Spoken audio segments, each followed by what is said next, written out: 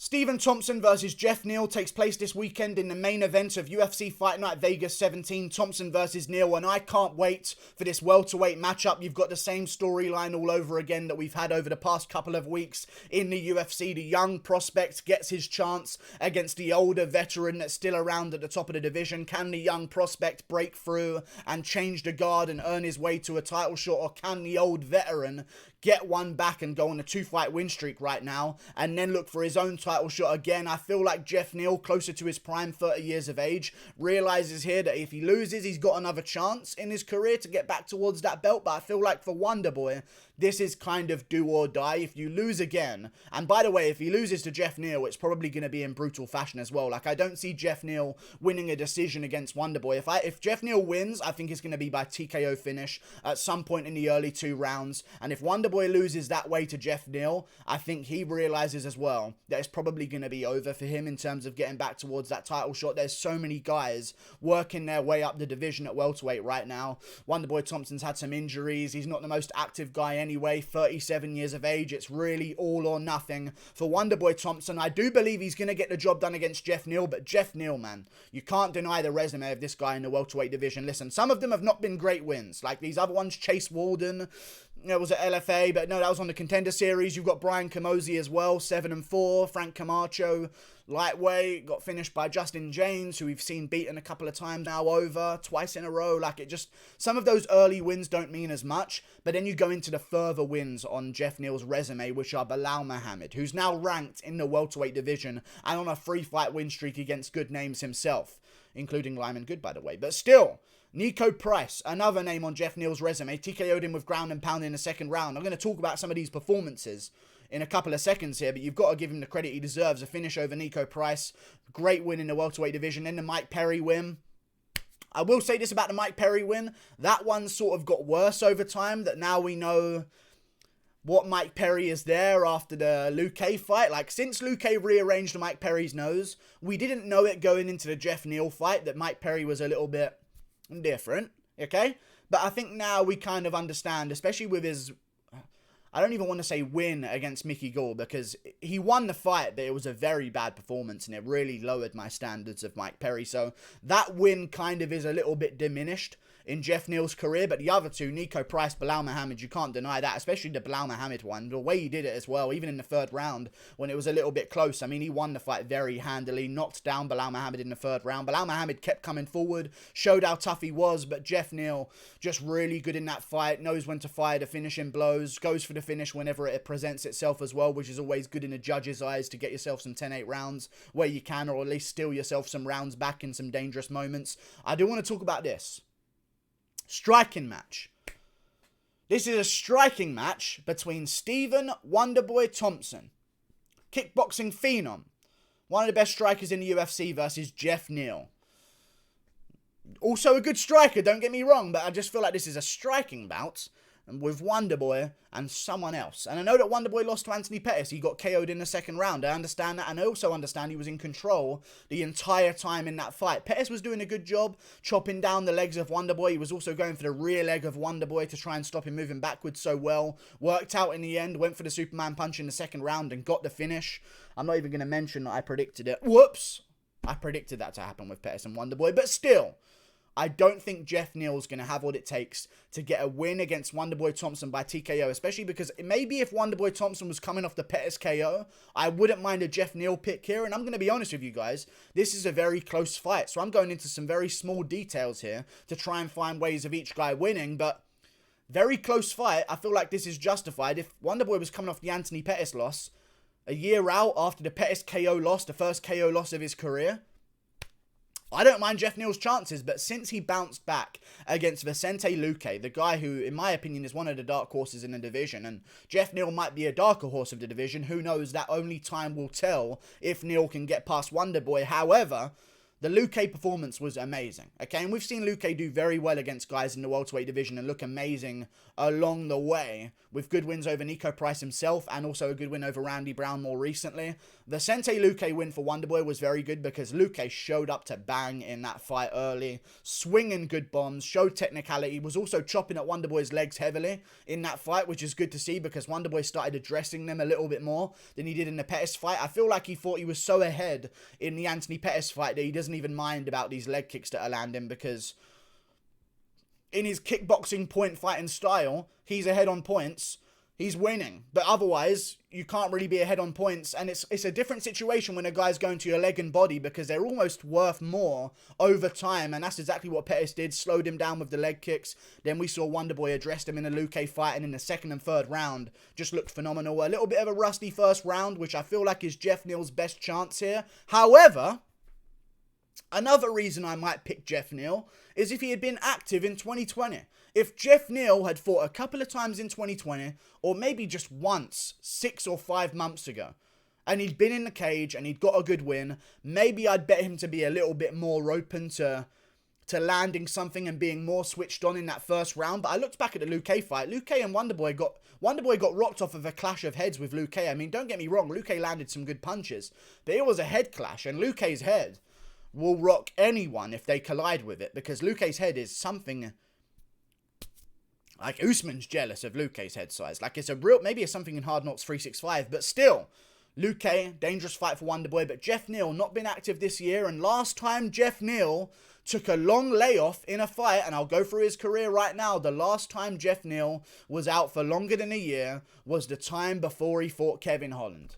And he got TKO'd in that fight quite badly. And also, I do want to mention this in that fight as well.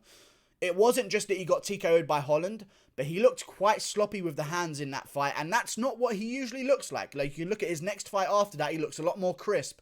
But against Kevin Holland, he looked a lot more reckless. He had Kevin Holland in some trouble in that fight, if you don't remember. Cracked Holland with a good shot, looked for some shots against a cage. Holland was covering up well and defending quite well. But, like, Geoff Neal's hands in that fight in the first round, like, they just looked a little bit off. The timing wasn't quite there. I'm not denying that he's better now. He's much better now. But I will say this, that's some evidence right there of a long layoff with Geoff Neal leads to his only KO loss of his career. Other than that, he got rear naked choked way earlier in his career. But still, Geoff Neal's grappling is going to be a big deal in this one. I think this is going to be very similar to a Wonderboy versus Masvidal fight. Geoff Neal and Masvidal have very similar styles of striking. They kind of bounce in and out in that way. Like the Adrian Yanez does this as well. He's mini Masvidal to a next level because they have that bouncing style forward and backwards, looking for their big shots, open up with combos with the hands.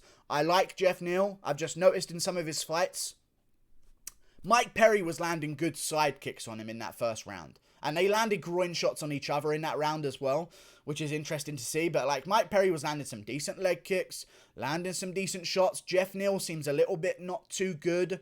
He likes to be on the back foot until someone makes a mistake and gets a little bit scrappy with him, and then he'll explode out of nowhere and catch him with something. It's what he did with Mike Perry with the head kick, and also against Frank Camacho as well. It got really scrappy. Camacho starts coming after him after letting out like a death roar in the middle of the cage, which is one of my favorite moments in the UFC. If you haven't watched that fight, go back and check it.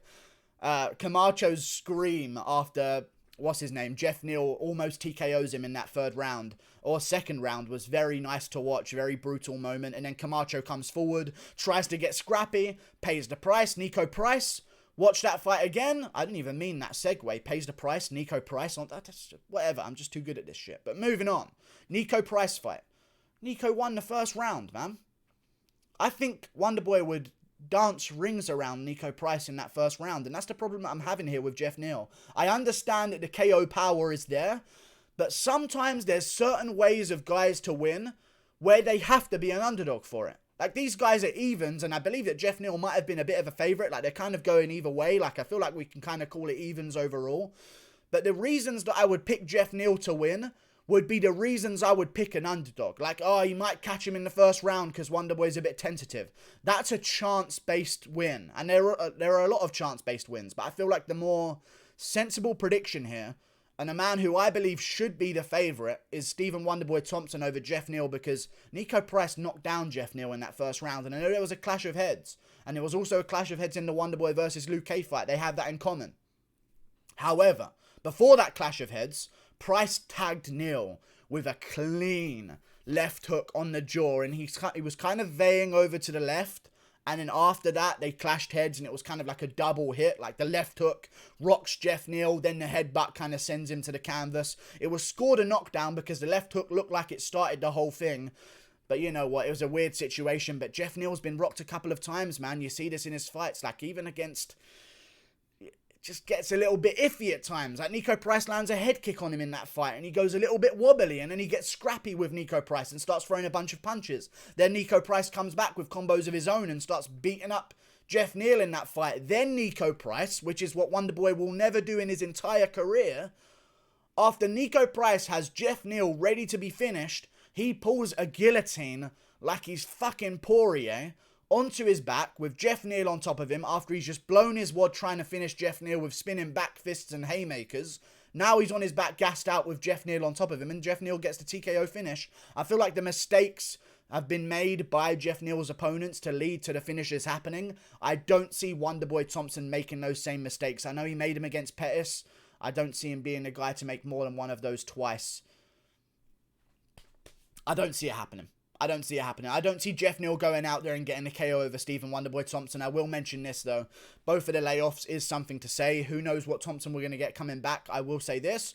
Wonderboy's layoff has been for a reason. Geoff Neal's layoff, I don't like Geoff Neal's mindset, man. I really respect his idea of, like, I need to be a waiter as well. I don't want to give up my other job. But there's a time in a career where you're like, everyone around you's full-time. It's time to go full-time, and he maybe has done for this camp. I just don't like the fact that he sort of said, forget 2020, I'll just wait on the side and do some waiting on tables and stuff like that. Like, you get paid good money and you get performance bonuses. You don't need to be doing this for your career. But you know what? Geoff Neal did it anyway. I think the lack of activity in 2020, he tried to have a fight with Magny way back in August. Now it seems like a long time ago, but that was very recently, to be honest with you, close to September. Hasn't fought this year. Not too good in my opinion. If he had, I might end up picking him for Thompson, but Thompson I feel like is going to dance around him. Perry was landing side kicks on him, man. Side kicks, dancing around a bit. I feel like Wonderboy is going to land those same side kicks with a lot more effectiveness. Both guys have equal reach. I think Wonderboy is going to be a lot longer just because of the way he stands with his legs so far apart. Legs are longer than arms, and he seems to use his legs way more than his arms. I think his movement for Geoff Neal is going to be awkward because Geoff Neal is used to the same opponent every single time, which is a guy who comes forward, tries to land hooks on him, and tries to get him out of there. Bilal Muhammad tried it. Pressure, hooks, keep it on him. Same thing with Nico Price.